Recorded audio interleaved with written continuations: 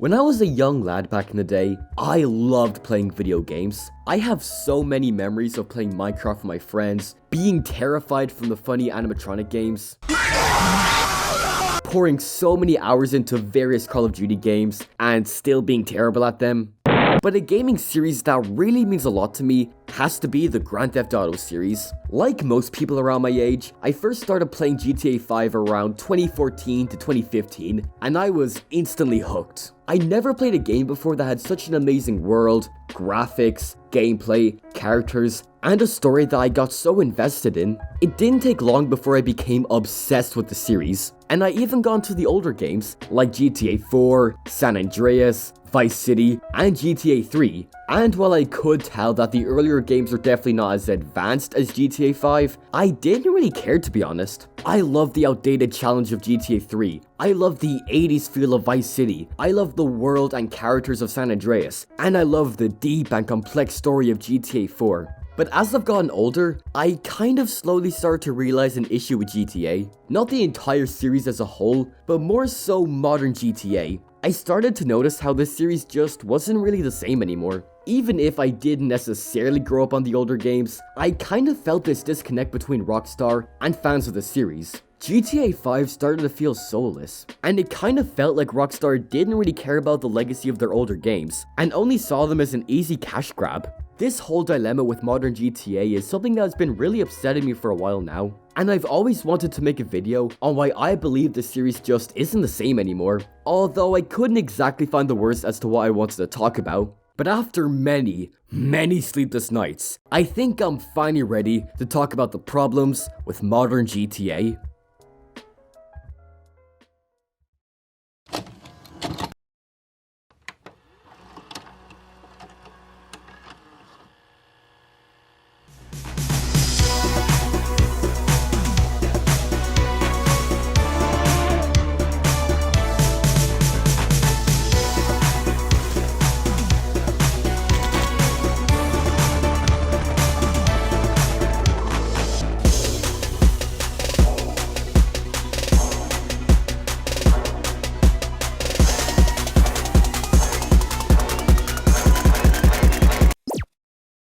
Now, if we're going to talk about the current state of GTA, we gotta go back in time to when the series was easily at its peak. A much simpler time before, well, everything that's happened in the past few years. And this was the magical year of 2004. In this year, Rockstar Games was doing very well for themselves. Not only had they established themselves as a legit video game company, but the GTA series was on top of the world. From 2001 to 2004, we had gotten 3 GTA games that were massive hits. Grand Theft Auto 3, which sold over 14 million copies, Vice City, which had sold over 17 million copies, and San Andreas, which had sold a whopping 27 million copies. And all of this success was in the span of 3 years, which is unheard of nowadays. Now granted, the way Rockstar produced these games was not really professional, per se.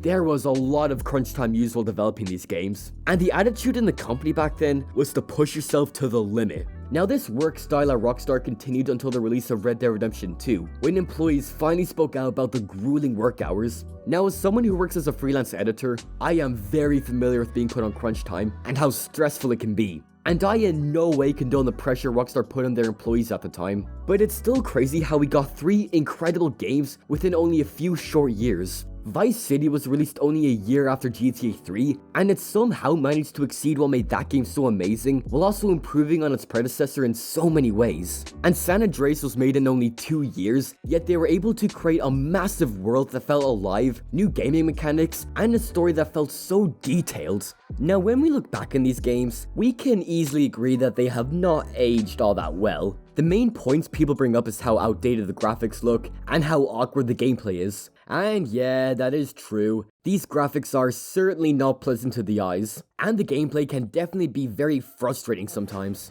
Man, I'm gonna break my monitor, I swear! But I would never call these games bad. In fact, I still find myself playing them to this day. I can look past the dodgy graphics and weird gameplay and enjoy them for what they are. Plus, this was the PS2 era of gaming, Back then, games never really set out to be realistic or genre-defining. Their goal was to be simple and fun games. But in the late 2000s, when the PS2 era of gaming was coming to an end, and the newer consoles were just on the horizon, it was clear that the gaming industry was changing at a rapid pace. The PlayStation 3 and Xbox 360 were some of the most powerful consoles to release at the time.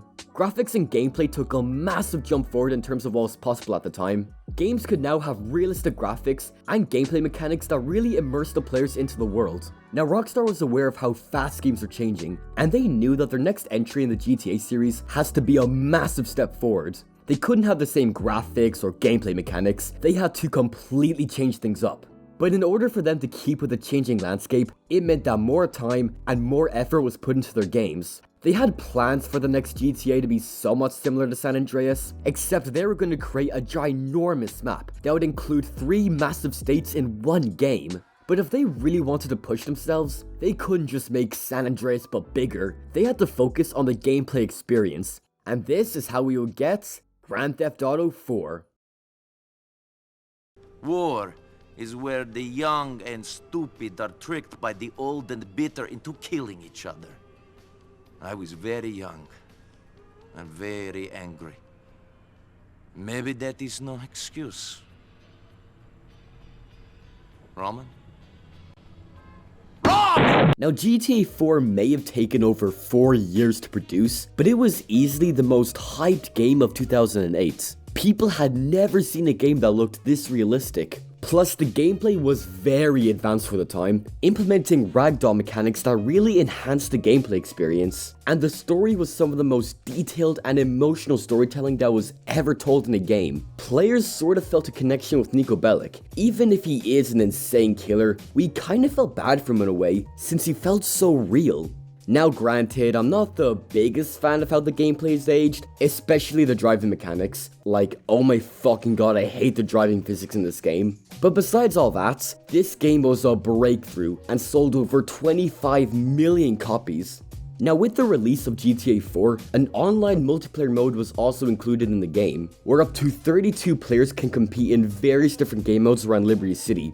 Now, at the time, this wasn't anything massive or groundbreaking. In fact, Rockstar had experimented with having online modes in GTA before. There was an attempt to add an online multiplayer mode in GTA 3, but it was scrapped since they wanted to focus on the core gameplay and not dedicate their time to an online mode. And with the online mode in GTA 4, it certainly wasn't Rockstar's main focus. While I can imagine lots of time and effort was put into GTA 4's online mode, they mainly focused on crafting a fun single-player experience, and they would continue this with the story mode DLCs, GTA The Lost and the Damned, and the Ballad of Gay Tony. It was very clear that around this time, Rockstar didn't really care all that much about an online multiplayer mode. Instead, they wanted to make a fun single-player experience. But this mindset with Rockstar would sadly not last for long, and soon, things will go downhill very quickly. In late 2011, Rockstar announced that GTA 5 was officially in development and would be set to release sometime in 2013. This wait was way longer than GTA 4's wait, taking over 5 years to develop. But the wait was more than worth it. The graphics were extremely realistic and had fantastic lighting and effects. Plus, the map was set to be 3 times the size of Liberty City, and we were even getting 3 playable characters, which is something we had never seen before in the series. They did kind of experiment with having 3 playable characters in GTA 4, but in this game, we could switch from 3 different characters at any point: Michael, Trevor, and Franklin. Rockstar also heavily advertised an online mode for GTA 5, which at the time looked very interesting, and it was a massive step up from GTA 4's online mode. But it was clear that Rockstar was focusing on the main single-player story mode, and the online mode was meant to be more of a side thing. And when GTA 5 released in September 2013, it sold a total of 175 million copies, which is a lot of copies, by the way. People were praising this game as one of the greatest video games of all time. And yeah, it is very good, but like, it isn't incredible. Let me explain. Now, don't get me wrong, I love GTA 5. It's one of my favorite video games of all time. I love the story, the characters, the gameplay, and especially the graphics. But one issue that really bugs me with this game is the map. Now I will say that the map looks visually stunning, the landscapes and the surrounding areas look incredible, but the entire map is kind of bare bones. Like, we have the Los Santos area, which is sprawling with so much life and energy. Then there's the rest of the map, which is just a whole lot of nothing. Sure, we got sandy shores and some small towns here and there, but that's kind of it. Take a look back at the map in San Andreas, for example. That map was filled with so much life and detail. We had 3 different cities, different weather types in each area, the countryside, forests, mountains, and deserts. Each section of the map felt so alive, and the game always gave us a reason to travel around the map. My favorite part of the map was definitely Las Venturas. I don't even know why, I just love that area. But the only point of interest in GTA 5 was Los Santos, and that's kind of it. Imagine how cool it would have been if they had Las Venturas in the center, then San Fierro at the top. That would have added so much variety to the map. But it seemed like Rockstar wanted to focus more on the visuals and size, rather than the variety. Sure, the map looks amazing, but there isn't much you can do in it, which is a massive downgrade compared to everything you can do in San Andreas. But aside my issues with the map, everything about GTA 5 was amazing, and people were so excited to see what Rockstar had in store. The PS4 and Xbox One had just released, and they were way more powerful than the previous consoles, and Rockstar teased some single-player DLC for GTA 5. Things were looking really great for the company. But there was a slight problem. Remember GTA Online?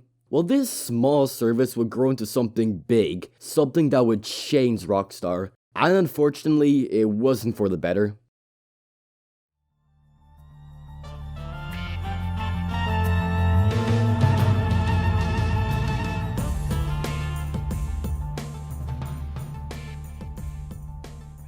Now I think that everyone knows about GTA Online. It's impossible to avoid. If you were to ask a random stranger if they have ever played GTA before, they would probably be like, oh yeah, I just played GTA Online though. It has become insanely popular as of late. In 2022 alone, Rockstar made over $1 billion from GTA Online. Rockstar must have realized the gold mine they had with GTA Online early on, and they shifted all their focus onto the online mode. If you look at any of their socials like Instagram or Twitter, it's always about GTA Online, and occasionally they'll talk about Red Dead Online, and very rarely we might get a little sliver of news about GTA 6. They became so focused on GTA Online that they only released one game since the launch of GTA 5, that game being Red Dead Redemption 2. And I will say this, Red Dead 2 is a masterpiece of gaming and one of the greatest pieces of entertainment out there. But the fact that Rockstar shifted all of their focus onto GTA Online really shows us where their priorities are at.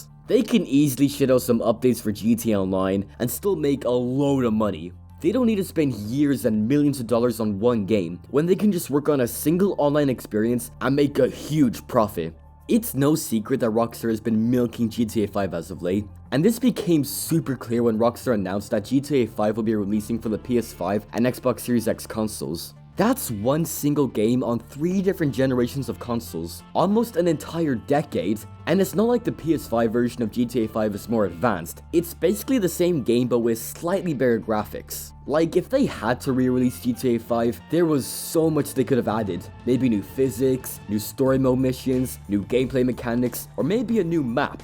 But we got none of that, just slightly better graphics. I remember in late 2020 when Rockstar announced a new update to online mode where we would get an entirely new location, and I was hoping they could add Liberty City, Vice City, or even Las Venturas or San Fierro. Imagine how awesome that would have been. But instead, we got the Cayo Perico update, where the player has to pay $2 million to even access the map. And how do you get that kind of money? You can grind on the game, sure, or you could buy shark cards and give Rockstar your precious dollars. GTA Online really shows the dark side of Rockstar. Instead of them pumping out high quality games every year, we instead get these mediocre updates to an online mode that is almost 10 years old by now. And I'll be honest, I don't even like GTA Online. The heist can be fun, sure, and I do like playing with my friends, but it takes ages to load into a game, everyone is either cheating or trying to kill you, and the way the map is designed, everyone hangs around Los Santos, while the rest of the map is just a barren wasteland. GTA Online has the potential to be an amazing game mode, but the way Rockstar has milked this game over the years really pisses me off. But if we're gonna talk about Rockstar ruining their IPs, I have to talk about the Definitive Edition. It's a bad thing. Look at this dude. Now, the internet has made it very clear about how bad these remasters are, and I mean it when I say that this game is the pinnacle of Rockstar fumbling the bag. The original games are fantastic, there's no doubting that, but they are also very old and were in need of a remake. And yes, I said remake. Games this old should not be remastered. The source code is severely outdated, and you simply can't just remaster these games, but remaking them would take time, effort, and money, and Rockstar can't afford that, despite the billions they make off of GTA Online. So they got a small studio with around 20 employees who only have experience with mobile ports to remaster these games. The definitive edition reeks of being a cash grab. I'm sure the team really wanted to bring back these classic games for a modern gaming audience, and I really respect their efforts. But the way Rockstar handled these remasters was abysmal. From taking down mods of the original games, to dropping a trailer a mere 3 weeks before the game was released, just showed us that Rockstar did not care about the quality of this game, and all they cared about was making money. I've ranted about the definitive edition plenty of times in the past, so I won't make this too long, but I am really annoyed with how Rockstar handled these remasters. These 3 games are legendary, and they do not deserve to be butchered by some greedy corporation. Oh, why am I still talking about this shitty fucking game? Let's just move on. Go fuck yourself. In conclusion, I am really disappointed with the current state of Rockstar Games. Everything from the lack of communication with the fans, to Rockstar milking GTA Online, to the abysmal definitive edition, just goes to show us that Rockstar isn't the same anymore. Even if the original trilogy has aged poorly, you can't deny that Rockstar poured so much love and care into those games. But with GTA Online, it feels like they do the bare minimum of work just so they can get a massive profit, which is just upsetting, honestly. We all know by now that GTA 6 is in the works, and a lot of us have seen the leaks, which I will not be showing for obvious reasons. And while there's no denying that the game does look really good, I am slightly worried. I'm worried that GTA 6 will be another cash cow like GTA Online, and that all this build up and hype will be for nothing. I am glad that Rockstar is taking their time with this game, and it does give me a small bit of hope that this game will be good. But the fact that Dan Houser, Leslie Benzies, and Laszlo Jones are no longer involved with the company, I am slightly worried that their absence will greatly hinder the quality of the game. We do know that Sam Houser is still with the company, but I think at this point he's just accepted what the GTA series has become. He's probably making millions right now, so I don't really blame him. But I really wish that the last remaining founder of Rockstar will at least take a look at the state of how the series is now, and just see how far the series has fallen. Anyway, thank you all for watching. I know that this is different from my usual videos, but I've been meaning to make a video discussing the current state of GTA for a long time now. This series means so much to me, and it's genuinely disheartening to look at what the series has become. All I'm gonna say is, Rockstar, don't mess up GTA 6, and try not to repeat the same mistakes you have continuously made over the years. This has been Zach, and I'll see you guys in the next one. Goodbye.